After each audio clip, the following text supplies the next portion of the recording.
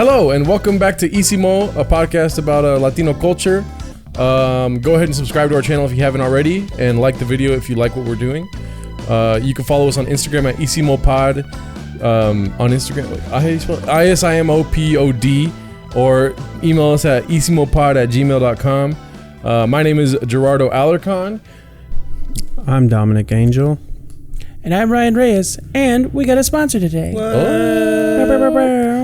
Our sponsor is actually our mother. It's Legacy Teas and Spices. Our mother owns the business.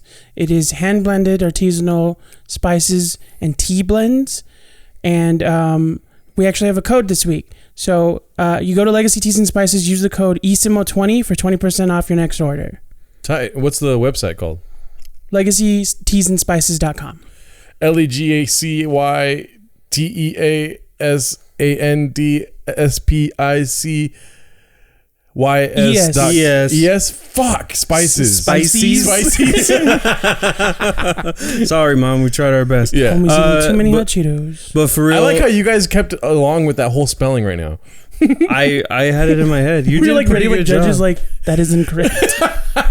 But truly, I know this is my mom's business, but I want to be very clear. One, none of the money through any of these purchases comes to me or Ryan. Like, this is all my mom's business. Oh, yeah. She works really hard. She's had this business for 5 years, and she's built it from the ground up. We offer black teas, green teas, red teas, Jamaica, if you guys are into that. Different flavors: Jamaica, mango, cherry, passion fruit. We got herbal blends. We hooked up Gerardo with a good night tea blend so he can get to sleep at night.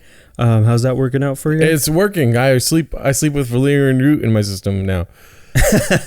Hell yeah. And also, if you guys check out the website, I have a signature blend called Domsy the Bombsy.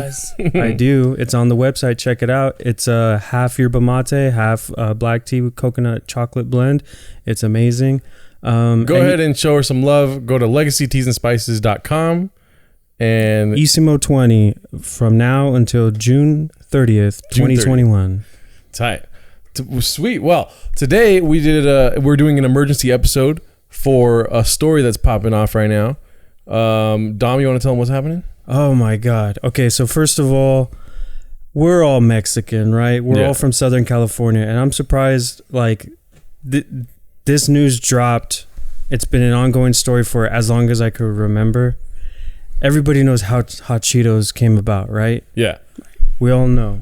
Whenever you ask a Mexican in California, hey, do you know how Hot Cheetos got made? What do they say? A janitor made them. The janitor made them, right? Everybody says, oh, the janitor made them, right? Richard Montañez in 1992 was a janitor at Frito-Lay, came up with the recipe for Hot Cheetos, pitched the idea to the top executives and CEOs, and was instantly became some type of executive of marketing and Latin relations or something like that. Well, because of this man's story, he's gone on to write 2 books, one of them that's going to drop soon. He's having a movie made about him, not to mention like all of the speaking appearances that he's given at huge corporations, at schools, at colleges, kind of just sharing his inspiring story of from janitor to VP and what a success any Mexican, any Latino out there can be if they just work hard enough and are creative. So, well, but what happened? What happened recently? Well, recently it came to light through a Los Angeles Times article, I believe was the one that broke the story, that after 20 years of telling this story, it turns out that it's not true. Yeah. Which fucking blew my mind. So what I want to do today for this, it's like our first time kind of doing like a current issue. Yeah. I would like to hear your guys' take and my take all at once without, crosstalk and whatnot. And then we become one with each other. No, we do we do like a discussion afterwards. So Ryan, who wants to start? You or Ryan? Because I got breaking news. Maybe you. Wait, Ryan, you go first. Ryan, you go first. Well, to be honest, and this isn't like, because I got shit over that Lucas thing. I know I'm going to get shit over this. I thought it was false from the get-go, but not because I didn't trust that guy or because I didn't want to be like pro-Mexican. It's just because I knew companies do shit like that. Yeah. Like they make up an origin story so that people will like them and relate to them, you know, like nothing comes to mind immediately, but there are small things like there's an ingredient in every Cheeto flavor that is there on purpose because it brings the oil that makes the powder stick to your fingers, and that's on purpose because everyone licks their fingers afterward. It's like creating a brand. Or like Thomas Edison, dude, he didn't create the light bulb, but everything is marketed towards Thomas Edison. Exactly. Like all of these things are done intentionally. Like people getting your name wrong at Starbucks, that's so that you have a funny story to tell and you remember Starbucks for that. You know, it's all like, so I assumed it was fake from the get-go. Yeah. That's like my personal development. And then I didn't know, because I don't know if we're going to go into it later, like what I understood was, I didn't know it was coming specifically from the guy that it was fake. I thought the company made up that story. But then it's like now they're the ones going after him for it. Yeah. Don? Yeah, well, I feel like, man, like I said before, everybody has heard this story. Everybody that I know that's Latino knows this story, and it's like such a big deal. And when I was a kid and you would hear it, it wasn't, I thought it was just like a myth for when I first heard it as a kid. But as it goes on and as we learn more, or like we learn more that this guy's giving lectures, like this is a real guy and you've actually met him. Mm-hmm. So I was like hearing stuff like that. It's like, oh, that's dope. Like this story is true and it is inspiring and it is cool. So for it to come out that it's not true, it just feels really weird to me because it's been going on for so long, and I don't understand why Frito-Lay is only now coming out and setting the record straight, quote unquote. Yeah. So I mean, same here. I have a lot of family that work in Frito-Lay, not probably anymore, but they have worked there in the past. And I did meet Richard Montañez when I was younger. He was kind of dismissive of me, but I was also fucking 12 or 13 years old, whatever I was when I met him. But he was an inspiring person, because I remember when I went to go meet him, the family member that introduced me to him told me, like, this is the guy that created Hot Cheetos, and he told me the story. And I'm not going to embellish my past or anything, but I did kind of look up to it as like, oh, well, I always heard that if you become a janitor, be the best janitor that you could be, you know, and then you can go on and move forward in whatever you're doing. How you do something is how you do everything. Something my dad always taught me. Right. So, and it's something I'll fucking say all the time. Yeah. It's one of my catchphrases. But so basically, I've spoken with people that know Richard Montañez, and they say, yeah, the story is fucking fake. Not the whole thing, but the fact that he created Hot Cheetos, that's fake. Fake news. My understanding is that everything about the story is true, except he did not create Hot Cheetos. Yeah. In my opinion, it's fucked up for Frito-Lay now to come out with the fact that the real story is that he didn't create the Hot Cheetos, that it was a test group, and that they're very like careful about what they're doing, when they probably profited from him going around and telling this story, because it became a staple of a certain culture that enjoys their product. Right. You know? Yeah. So for them to now backtrack on what they were very keenly in on, with Richard Montañez going around and promoting this story of the American dream. This story is literally the American dream, where one man came to this country. I don't know if he was an immigrant in this country. He had a 4th grade education, didn't go to college, school of hard knocks, became a janitor for a company, heard a speech about being empowered to take ownership in the company, and he sought that out, and he completed his goal by being the best at what he could do, by cleaning the restrooms and by stealing some of the Cheetos, taking them home and making a fucking formula to make Hot Cheetos. They benefited from him telling this story, but they chose to back out at the last minute, which is now when everything's kind of coming together for him. They made a decision at one point in time to let this man have his story. He made a second business off of it. He makes tens of thousands of dollars speaking at one fucking event, you know? Yeah. I just think it's I think it's gross for a corporation to utilize the system that they know is in place in order to benefit from it. And then now at the time where this man is able to really cash out on his story, that he did create the story. He may not have created Hot Cheetos, but he created the story that inspired many young Latinos like me, you, and Ryan.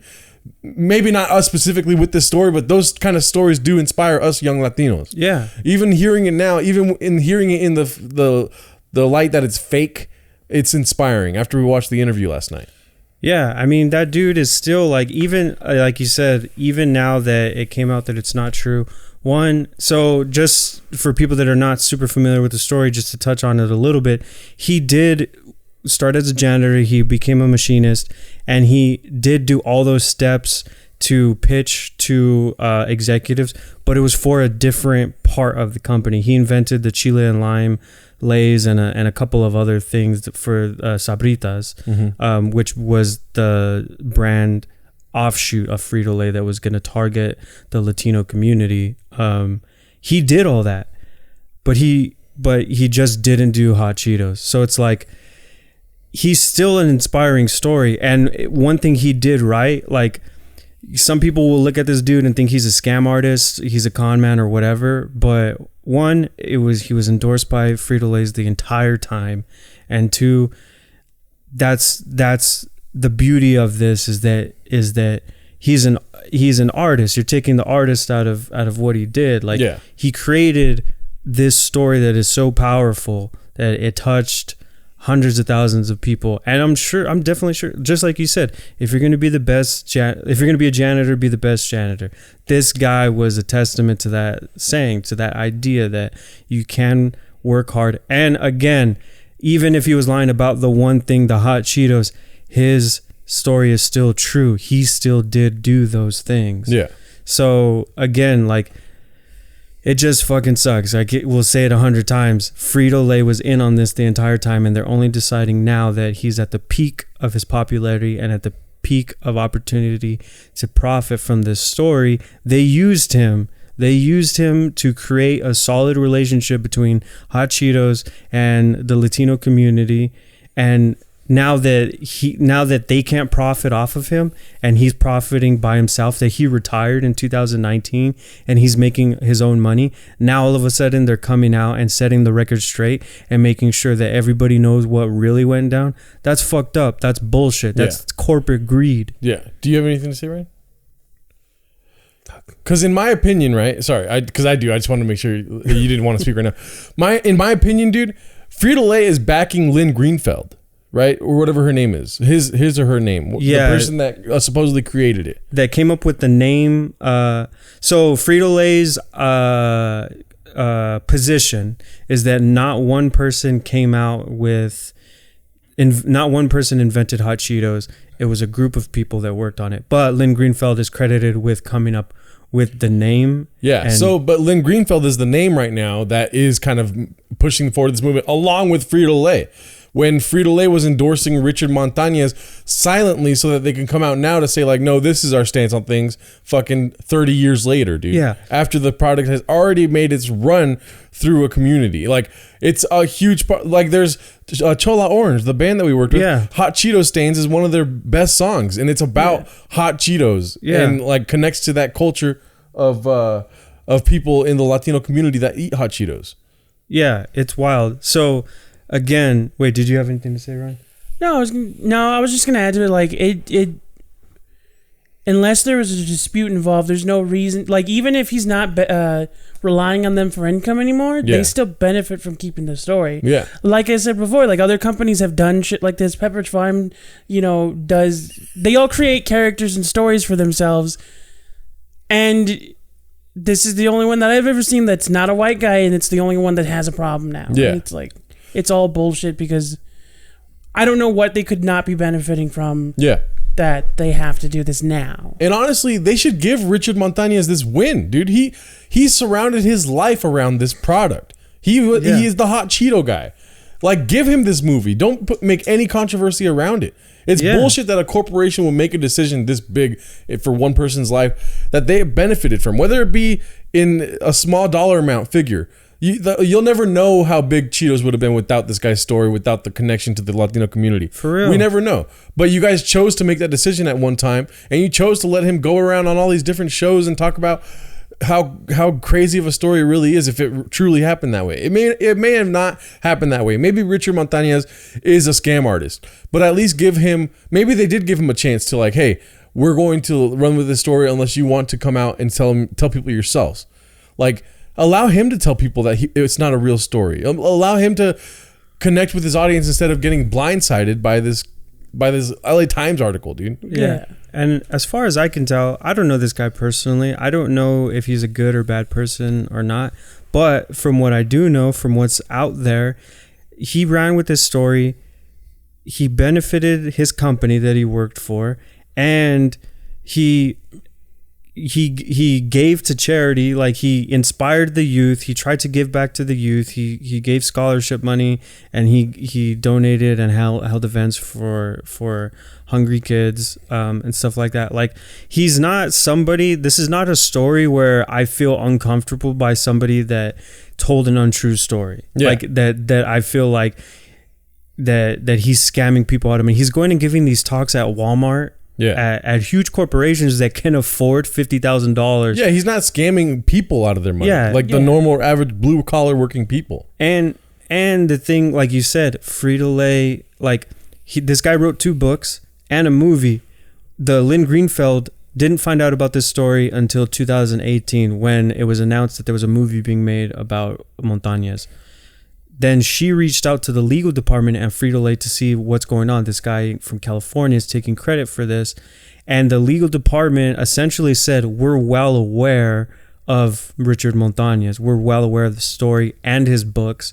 But they chose to not pursue anything when the books were coming out. And Frito-Lay worked with the production company in verifying a lot of the stories to take place for the biopic that's coming out. Yeah. And that was one of the reasons gave it to me by a family member, that possibly there's one thing in the story that they want to film or they want to make, and that Frito-Lay doesn't agree with that one thing in the story. I don't know what the one thing is, but the fact that it's probably so gross of an interpretation of the actual story that they said, enough with this thing, you've had your run long enough and we're putting an end to it.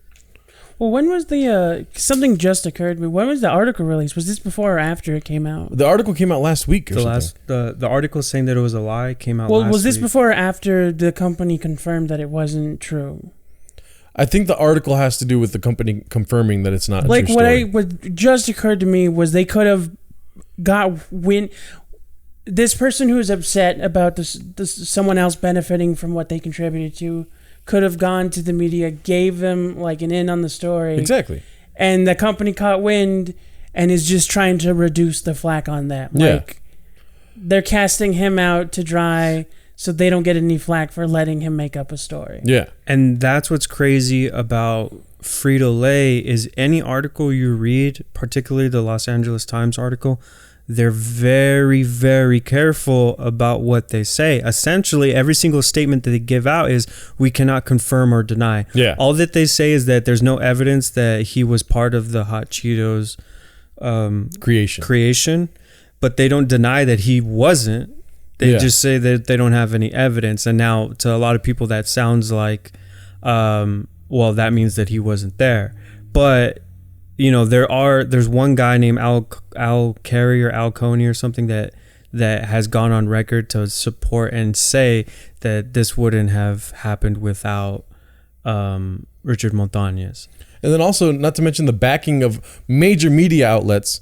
If you YouTube Hot Cheetos right now, every single news outlet is the first video you get about how it's not real and their own takes on the story. Yeah. And every single one chooses to use words like the urban legend, dude, the urban myth, this urban story, like urban everything. Like they emphasize how much of a liar he is now, that he should be a politician now because he's such a deceptive individual. Yeah. You know, and I mean, not to even mention the deception and like corruption in politics, like just that people would like blatantly make that connection. Yeah. And then on top of that too, to to put him on blast like that without him, because he's told people that he's going to speak to his PR team first, then he'll make a statement. Yeah. But to go forward without him able to make a statement and destroy his story, destroy his legacy, you know, it's like they want to keep. Remember that this guy started off as a janitor, and it's like they want to keep him that way. Like that's what it feels like in all these articles. Is like you shouldn't have been let out. Yeah. You know, you shouldn't have been able to move up. The fact that Los Angeles Times put out this article and it was written by some dude named Sam Dean, this fucking white dude. Yeah. It pisses me off. Like, because the way that he treated it, he calls it a myth, he calls it an urban legend. And look, I get it. It's untrue. Yeah. But the amount of like flippancy, the disrespect that is put into this article, putting this guy as some kind of fucking scoundrel. Yeah. When in my opinion, all he did was inspire people. Exactly. And made some money doing it. Like, what is it made Frito-Lay money. It made Frito-Lay money. Don't forget that they benefited off this dude. And Richard Montañez was quoted in one of the articles that I read, and it's the truth when he says, "Don't forget that you will always love your company more than they love you." Yeah. And that's exactly what happened. I mean, picture it, dude. Like when I was a kid, I used to go with my dad to different Mexican supermarkets like Top Value, Cárdenas, El Super, and I would dress up as the Cheeto, the Chester Cheetah. Yeah. I would dress up as the cheetah and believe it or not, 12-foot tall fucking inflatable Chester with a fucking air compressor around my neck and a battery power. It was a battery power compressor, so the battery would be here, the compressor would be on my back like a backpack. And it was like 50 pounds, and I would walk around and take pictures of people and be Chester Cheetah. Like I would be at Chester's wiener area, like looking out, you know, at people and talking to them and acting like and doing voices and shit. Like it was inspiring to hear. And when I met him, it was at one of those events, right? And it was inspiring to hear his story. I can't really relate to the inspiration I felt, but it added to this notion that my dad always gave me of how you do something is how you do everything. If you're excellent in one thing, you'll be excellent in everything, basically. Yeah. And like that striving for excellence, you know. And I would be lying to you if that story didn't inspire me as a kid. I can't, identify the one time where I connect with that story as a younger person. But I know that every time I put that Chester Cheetah outfit on, no matter how fucking heavy everything was, as a young kid, I would fucking do my best to be Chester Cheetah, dude. And that's embarrassing to say, but it is true. It sounds... I don't want to say it sounds cheesy, but it sounds dangerously cheesy. It ain't easy being cheesy. Bro, I mean, it's fucking, I'm being real. Like, I would take my cousin Andy, my cousin RJ. They would be my little, what's it called? Like your bodyguards? My bodyguards, like for Mickey Mouse and shit. Yeah. And then even one time, Richard Montañez's kid was walking around with me at one of these events. Yeah. Yeah. Dude, he was the guy. He still is the guy. You can never take away from him the fact that he's the Hot Cheeto guy. Yeah. You know what I realized? Here's what I realized is in reading a lot of these articles and watching a lot of these news things, white people only have heard about this story in the last 3 or 4 years. Yeah. But when I tell you that every single Mexican that I know in Southern California knows this story. I heard this story in the early 2000s. Like, we all know this fucking story. And that's why I think it's so infuriating how this is being handled. Yeah. Because they don't know, like, how integral to, like, the community that this story is. The way that they call it an urban legend is so disrespectful to me. They just don't care. They don't know what an important this story is for the Latino community. Yeah, I was gonna say, like, you don't see them doing this to the other known made up stories. Like I mentioned before the podcast, Recess, that whole like he dropped chocolate and peanut butter. That shit's bullshit. Like, Recess worked for Hershey's and he was getting fucked over, so he created his own company with the one flavor he was able to hold on to. Like, or like nobody's doing this to the Ronald McDonald character. I don't remember if there was a guy named Ronald, but I'm pretty sure he's made up. Mm-hmm. Like, we all saw the founder. That shit was made up. Nobody's calling them an urban legend or calling them, scammers. Yeah. It's like this urban pipe dream. Like, Yeah. this people in the inner cities think they can make it out by becoming a really good janitor. Yeah, fucking right. Like a slap in the face to us, dude. Yeah. And again, everything that he said was true, but for me, you know, we're comedians, we're storytellers, we're entertainers. To me, everything he did, I'm like, yeah, I would do that too.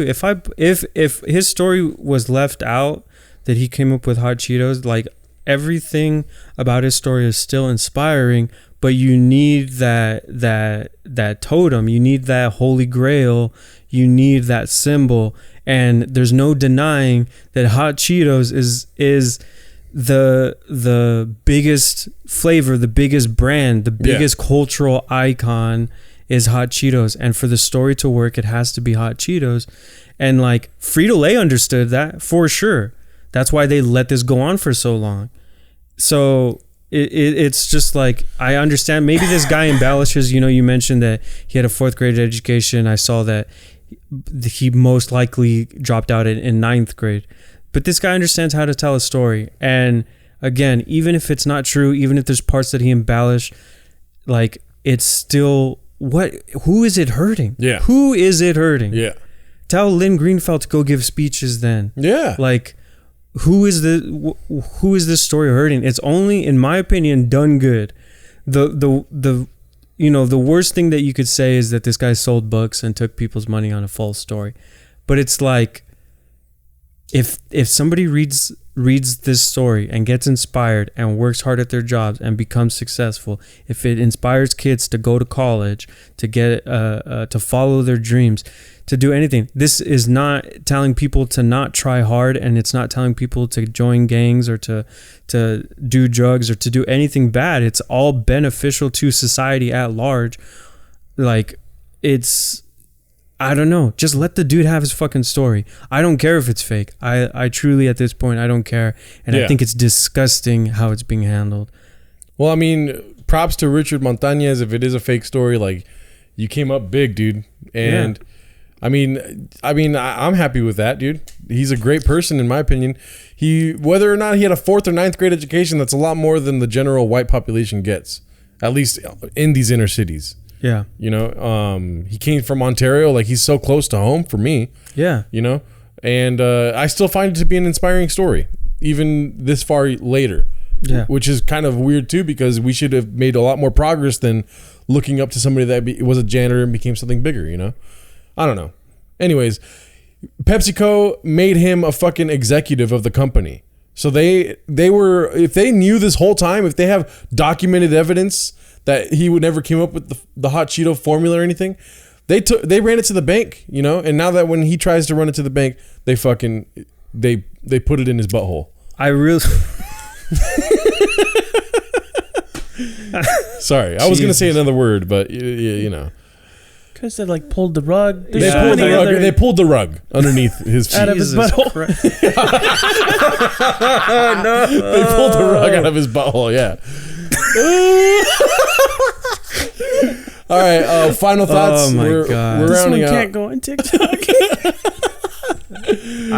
I'm just gonna end it because I don't want to speak forever, because I feel like I will. Again, my final thoughts are the people that I'm upset with is Frito-Lay, because they let this happen. They profited off of this one guy and the story that he told. I feel like they used him to strengthen the brand, to strengthen their relationship with Latinos and inner city youth and inner city community. And now that he's retired and they're not making money off of him, and that there's this movie that they're probably not getting money for, that they just decided to take it all away. Okay, yeah. If it was so wrong and they needed to set the record straight, they should have done it 20 years ago. Yes, they should have done it from the jump. Ryan? I can't. I'm still thinking. You're still thinking about the rug? We're going to make that a t-shirt. No. Rug at his butt. No, but do you have any final thoughts, Ryan? Any call to action? I think we're all in agreement. It's like, the biggest thing is they knew, they went along with it, and for whatever reason that they got upset, now they're not going along with it. Like, it's bullshit. Yeah. Quote Ryan on that. It is bullshit, dude. Yeah. What do you mean? It's a we big, all said it. it's a big fat bull walking around shitting out. That's what it is. We're probably still gonna eat these Cheetos. Yeah, we're probably gonna eat the Cheetos. Eat them, like, Yeah. The What do you popcorn want? Cheetos are so good. They are. dude, the popcorn Cheetos though, those are. My I heard that shit, he dude. did make those. Is that correct? I mean, we can't trust Richard right now. I felt so bad. As of right now, we can't trust Richard. I love you, Richard, but we can't trust you right now. Now would not be the time to tell people what you really made. That would be funny. He's like, but I didn't. It's like, Richard, stop. No, my final thoughts is just that, Richard Montañez, I love you, I love your story, and I appreciate everything that you've done for the Latino community. Frito-Lay, fuck you. Damn it, I did think of it last And my time. call to action, if anyone is watching this still, you should go to your Twitter and hashtag fuck Frito-Lay and mention why you think that. That's my call to action. You don't have to stop eating hot Cheetos. I'm not asking you to stop eating hot Cheetos. Let us know what you guys think. Also, let us know what you think. But I'm being honest. Like, go there and, you know, I don't know if it gets enough traction, then people will see it, or Frito-Lay will see it. Yeah. You know. Hashtag Chester Cheater. Yeah. Hashtag Frito lies. Yeah, Fuck, Frito that lies. was That's better. way better. That's way better. Damn it. Frito lies. Don't hashtag fuck Frito-Lay. Hashtag Frito lies, dude. I like Chester Cheaters. Chester, both of those. Both of them. Both of all those. of them. Yes, Chester Cheaters. Rug out the Yeah. butthole. Rug out the butthole. Hashtag rug out the butthole. Yeah. No, but thank you for watching. Thank you for listening. You can go to legacyteasandspices.com Yep. and use the promo code ESIMO20 for 20% off from now till June 30th, 2021. If you're watching for the first time, thank you for sticking around for so long.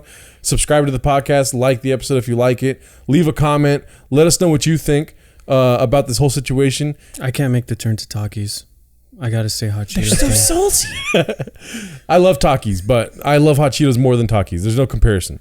But do you guys want to say anything? I mean, you pretty much said it. Again, we're all over Instagram. Send us an email. Like, we appreciate everybody that's watched and listened so far, and we're excited to keep going. And all of the responses that we've gotten keep us going, and like just makes us want to do more and do better. So I really just want to say I appreciate all of you out there that are listening and watching. No, I mean, they said it. You know, honestly, all I could think of is like, I have this stupid joke about Hostess, but I'm not going to get into that. Also, we have received some Isimo Pod emails, and we'll get to that not next week because we already recorded that episode, but the week after that, we will talk about the emails that we've received so far. Because I don't know if you guys seen them yet, but we did receive 2. I've seen a couple. But go ahead. Sorry, Ryan. Right when he's yawning. Sorry, there's a rug somewhere.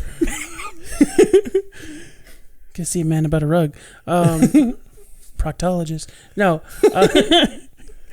No, I don't have anything else to say. Thank you again for likes and subscribes.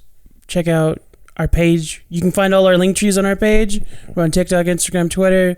And also for the auditory listeners, thank you for subscribing. Didn't we just hit a bunch on Spotify? We hit a bunch on dude. Spotify. Yeah, we have so many Spotify listeners. And we're also on Apple Podcasts. Yep, we're everywhere, really, audio-wise, too.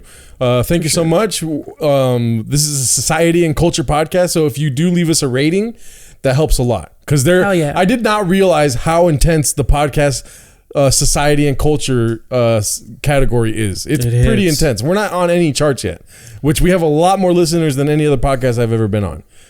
Yeah, it's wild. Same. We had the amount of growth that we had in just 2 episodes. Now our 3rd episode is beyond belief. But again, a lot of the ways that you can help us is by watching the entire episode, letting it play, liking, commenting, subscribing, rating us on iTunes, rating us anywhere, leaving reviews. These things boost our numbers and help us get us out to more people through the algorithms and all that stuff. Share the links with your friends, share the links with your family, and you know, we're all in this together. Let's keep it up. Yes, sir. Thank you. My name is Gerardo. I'm Dominic Angel. And I'm Brian Reyes. And I'm Gerardo Alarcon. I forgot to say my last name this time. Have a good night, y'all. Yeah. Bye.